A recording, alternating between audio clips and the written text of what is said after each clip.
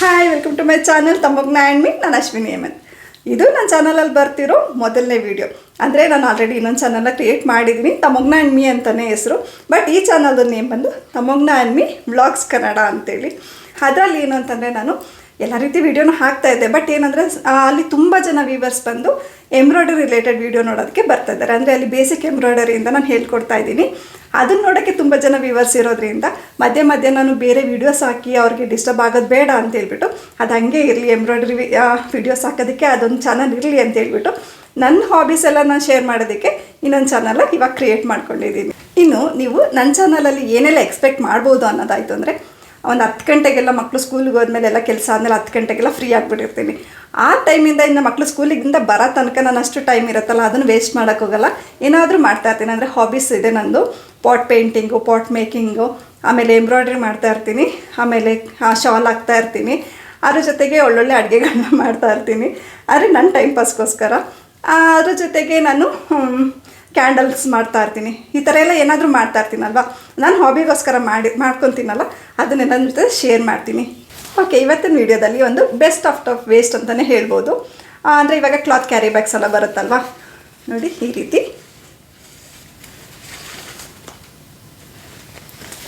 Cloth carry ಬ್ಯಾಗಲ್ಲಿ ನಾನು ಒಂದು ತುಂಬ ಚೆನ್ನಾಗಿರೋ ಫ್ಲವರ್ಸ್ ಹೇಗೆ ಮಾಡೋದು ಅಂತ ಅಂದ್ಬಿಟ್ಟು ತೋರಿಸ್ಕೊಡ್ತೀನಿ.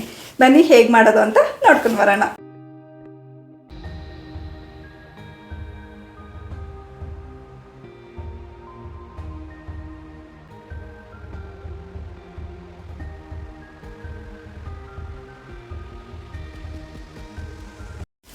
ನಾನಿಲ್ಲಿ ಗ್ರೀನ್, ಯೆಲ್ಲೋ ಮತ್ತು ಪಿಂಕ್ ಕಲರ್ದು ಕ್ಯಾರಿ ಬ್ಯಾಗ್ಸ್ ತೊಗೊಂಡಿದ್ದೀನಿ. ನೆಕ್ಸ್ಟ್ ಇಲ್ಲಿ ಯೆಲ್ಲೋ ಕಲರ್ದು ಈ ರೀತಿ ಒಂದು ಸ್ಟ್ರಿಪ್ನ ಕಟ್ ಮಾಡಿ ಇಟ್ಕೊಂಡಿದ್ದೀನಿ. ಇದು 3.5 ಇಂಟು 30 ಸೆಂಟಿಮೀಟರ್ ಇದೆ. ಅದನ್ನು ಮತ್ತೆ ಈ ರೀತಿ ಮಧ್ಯಕ್ಕೆ ಫೋಲ್ಡ್ ಮಾಡ್ಕೊತಾ ಇದ್ದೀನಿ.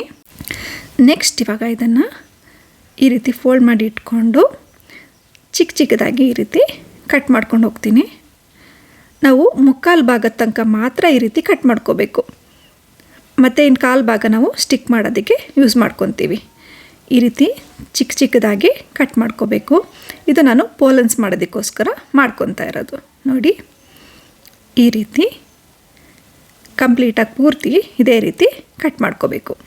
ನೆಕ್ಸ್ಟು 2.2 ಇಂಟು 40 ಸೆಂಟಿಮೀಟರ್ದು ಪಿಂಕ್ ಕಲರ್ ಸ್ಟಿಪ್ನ ಇದೇ ರೀತಿ ಕಟ್ ಮಾಡಿ ಇಟ್ಕೊಂಡಿದ್ದೀನಿ.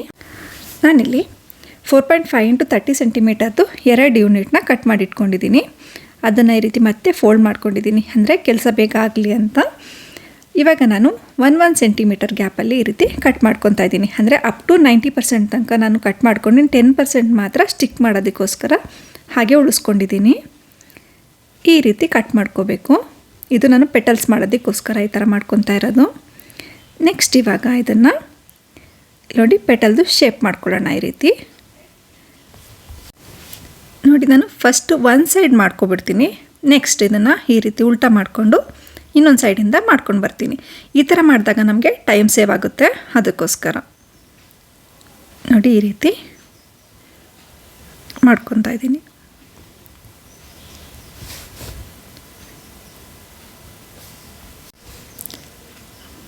ನೋಡಿ, ಈ ರೀತಿ ಪೆಟಲ್ದು ಶೇಪ್ನ ಮಾಡ್ಕೊಂಡಿದ್ದೀನಿ.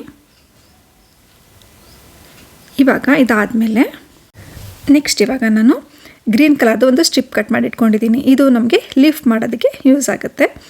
ಇದು 5 ಇಂಟು 20 ಸೆಂಟಿಮೀಟರ್ ಇದೆ. ಇವಾಗ ಲೀಫ್ದು ಶೇಪ್ನ ಕಟ್ ಮಾಡ್ಕೊಳ್ಳೋಣ.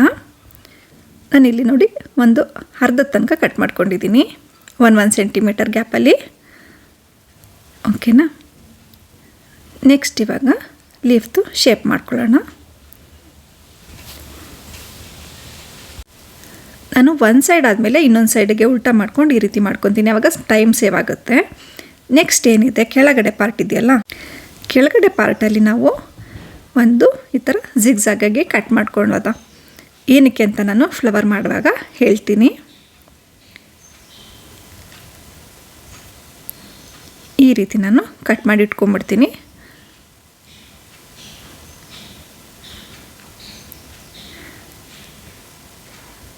ನೋಡಿ, ಈ ರೀತಿ ಒಂದು ಸ್ಟ್ರಿಪ್ಪು ಸಾಕಿದ್ದಕ್ಕೆ. ನೆಕ್ಸ್ಟ್ ನಾನಿಲ್ಲಿ ಫ್ಲವರ್ ಮಾಡೋದಕ್ಕೆ ಒಂದು ತಂತಿನ ಈ ರೀತಿ ಬೆಂಡ್ ಮಾಡಿ ಇಟ್ಕೊಂಡಿದ್ದೀನಿ. ಇದಕ್ಕೆ ನಾನು ಗ್ಲೂಗನ್ ಯೂಸ್ ಮಾಡ್ತಾಯಿದ್ದೀನಿ. ನೀವು ಬೇಕಿದ್ದರೆ ಫೆವಿ ಬಾಂಡ್ ಏನಾದರೂ ಯೂಸ್ ಮಾಡ್ಕೋಬೋದು. ಯೆಲ್ಲೋ ಕಲರ್ ಪಾರ್ಟ್ ಇತ್ತಲ್ಲ, ಅದನ್ನು ಈ ರೀತಿ ಫಸ್ಟು ಗಮ್ ಅಪ್ಲೈ ಮಾಡಿಕೊಂಡು ಅದನ್ನು ಈ ರೀತಿ ರೋಲ್ ಮಾಡಿಕೊಂಡು ಸ್ಟಿಕ್ ಮಾಡ್ಕೊಂಡು ಬರಬೇಕು. ನೀವು ಬೇಕಿದ್ರೆ ಫೆವಿ ಬಾಂಡ್ ಬೇಕಾದರೂ ಯೂಸ್ ಮಾಡ್ಬೋದು. ಬಟ್ ಗ್ಲೂಗನ್ನ ಯೂಸ್ ಮಾಡೋದ್ರಿಂದ ನೀವು ಈ ಫ್ಲವರ್ಸ್ನ ಬೇಕಾದರೆ ವಾಶ್ ಮಾಡಿದ್ರೂ ಈ ಗಮ್ ಏನಿದೆ ಅಲ್ವಾ ಅದು ಬಿಚ್ಚೋಗಲ್ಲ. ಅದಕ್ಕೋಸ್ಕರನೇ ನಾನು ಎಲ್ಲ ಫ್ಲವರ್ ಮಾಡುವಾಗ್ಲೂ ಗ್ಲೂಗನ್ನೇ ಯೂಸ್ ಮಾಡ್ಕೊತೀನಿ. ವಾಷೆಬಲ್ ಇರುತ್ತೆ ಅದಕ್ಕೋಸ್ಕರ. ನೋಡಿ ಇದೇ ರೀತಿ ಕಂಪ್ಲೀಟ್ ನಾವು ಫಸ್ಟು ಸ್ಟಿಕ್ ಮಾಡ್ಕೋಬೇಕು. ಮತ್ತು ಕೆಳಗಡೆನೂ ನೋಡಿ ಒಂದೇ ಲೆವೆಲಿಗೆ ಬರೋ ಥರ ಮೇಂಟೈನ್ ಮಾಡ್ಕೊಂಡು ಹೋಗಬೇಕು. ಆವಾಗ ಮಾತ್ರ ನೀಟಾಗಿ ಬರುತ್ತೆ.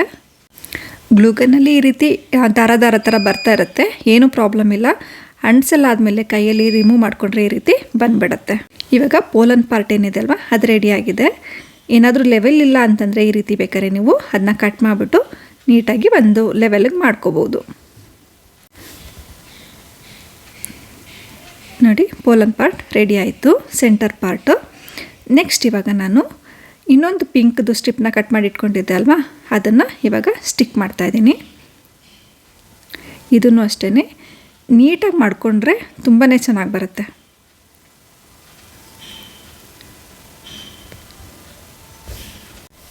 ಇವಾಗ ಈ ರೀತಿ ಸ್ಟಿಕ್ ಮಾಡ್ಕೊಂಡು ಆದಮೇಲೆ ನೆಕ್ಸ್ಟ್ ಇವಾಗ ನಾನು ಪೆಟಲ್ದು ಪಾರ್ಟ್ ಇದೆಯಲ್ಲ ಅದನ್ನು ಹಾಕ್ತಾಯಿದ್ದೀನಿ. ಈ ಟೆಕ್ಸ್ಚರ್ ಇರೋದು ಈ ರೀತಿ ಮೇಲ್ಗಡೆ ಬರೋ ಥರ ಮಾಡ್ತಾಯಿದ್ದೀನಿ.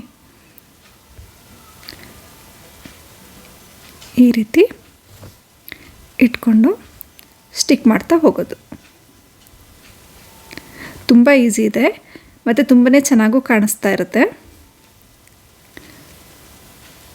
ನೆಕ್ಸ್ಟ್ ಇವಾಗ ನಾನು ಒಂದು ರೌಂಡ್ ಆದಮೇಲೆ ಕಟ್ ಮಾಡ್ಕೊಂಡಿದ್ದೀನಿ.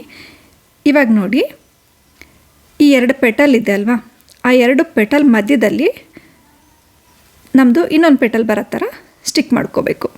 ನೋಡಿ ಈ ರೀತಿ. ಆವಾಗ ನಿಮಗೆ ಪೆಟಲ್ ಅರೇಂಜ್ಮೆಂಟು ತುಂಬ ಚೆನ್ನಾಗಿ ಬರುತ್ತೆ, ಅಂದರೆ ಫ್ಲವರ್ ನೋಡೋದಕ್ಕೆ ಚೆನ್ನಾಗಿರುತ್ತೆ. ಅದಕ್ಕೋಸ್ಕರ ಇವಾಗ ಒಂದು ರೋ ಕಂಪ್ಲೀಟ್ ಆದಮೇಲೆ ನಾವು ಈ ಸ್ಟ್ರಿಪ್ನ ಕಟ್ ಮಾಡಿಕೊಂಡು ಮತ್ತು ನೆಕ್ಸ್ಟ್ 2 ಪೆಟಲ್ ಬರುತ್ತಲ್ಲ ಆ 2 ಪೆಟಲ್ ಮಧ್ಯದಲ್ಲಿ ಈ ಥರ ಇಟ್ಕೊಂಡು ಮತ್ತೆ ಸ್ಟಿಕ್ ಮಾಡ್ತಾ ಹೋಗಬೇಕು. ನೋಡಿ ಇವಾಗ ಇಲ್ಲಿಗೆ ಎಂಡ್ ಆಯ್ತಲ್ವಾ, ಇಲ್ಲಿಗೆ ನಾನು ಕಟ್ ಮಾಡ್ಕೊಂಡ್ಬಿಡ್ತೀನಿ. ಮತ್ತಿವಾಗ ನೆಕ್ಸ್ಟು ಅದೆರಡು ಪೆಟಲ್ ಮಧ್ಯ ಈ ರೀತಿ ಇಟ್ಕೊಂಡು ಅಂಟಿಸ್ತಾ ಹೋಗ್ತೀನಿ.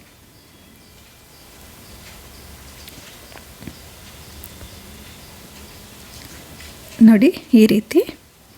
ಇವಾಗ ಇನ್ನೊಂದು ಸ್ಟ್ರಿಪ್ನು ಇದೇ ರೀತಿ ಅಂಟಿಸ್ಕೊಬಿಡ್ತೀನಿ.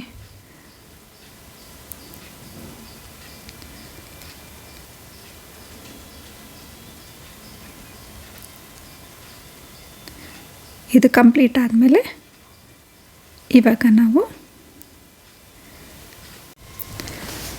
ನಾವು ನೆಕ್ಸ್ಟು ಗ್ರೀನ್ ಪಾರ್ಟ್ನ ಅಂಟಿಸ್ಕೊಳ್ಳೋಣ. ಇದನ್ನು ಅಷ್ಟೇ 2 ಪೆಟಲ್ ಮಧ್ಯದಿಂದ ಸ್ಟಾರ್ಟ್ ಮಾಡಿಕೊಂಡು ಇದನ್ನು ನೋಡಿ ಸೆಂಟರನ್ನು ಇಲ್ಲಿಗೆ ಬರೋ ಥರ ನಾನು ಮಾಡ್ಕೊತಾ ಇದ್ದೀನಿ.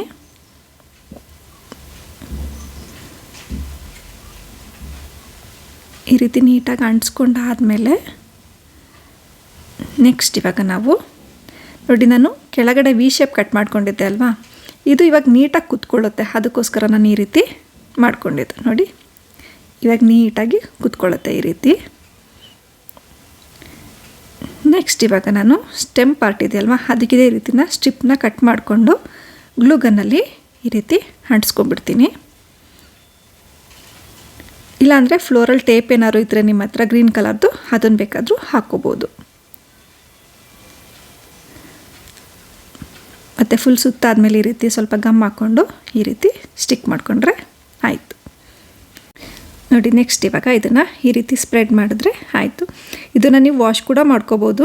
ಕೊಳೆ ಆಯಿತು ಅಂತಂದರೆ ಸ್ವಲ್ಪ ಸೋಪ್ ವಾಟರಲ್ಲಿ ಡಿಪ್ ಮಾಡಿಕೊಂಡು ವಾಶ್ ಕೂಡ ಮಾಡ್ಕೋಬೋದು. ನಿಮಗೆ ನನ್ನೆಲ್ಲ ವೀಡಿಯೋಸ್ ಇಷ್ಟ ಆಯಿತು ಅಂದರೆ ಪ್ಲೀಸ್ ಲೈಕ್ ಮಾಡಿ, ಶೇರ್ ಮಾಡಿ ಮತ್ತು ಸಬ್ಸ್ಕ್ರೈಬ್ ಮಾಡ್ಕೊಳ್ಳೋದನ್ನ ಮರಿಬೇಡಿ. ಮತ್ತೆ ಸಿಗ್ತೀನಿ ನೆಕ್ಸ್ಟ್ ವೀಡಿಯೋದಲ್ಲಿ. ಅಲ್ಲಿ ತನಕ ಟೇಕ್ ಕೇರ್, ಬಾಯ್.